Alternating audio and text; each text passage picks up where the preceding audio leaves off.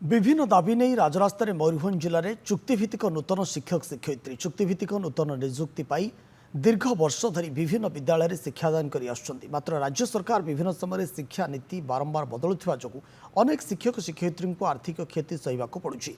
सरकार सेमानक प्रति सुविचार करुनथिबा अभियोग करिछि संघ। आज मयूरभंज जिले में कार्यरत चुक्तिभित्तिक शिक्षक शिक्षयित्री जिलापाल कार्यालय सम्मुखें विक्षोभ प्रदर्शन कर राज्य सरकार उद्देश्य एक दाबीपत्र प्रदान करिसेंति।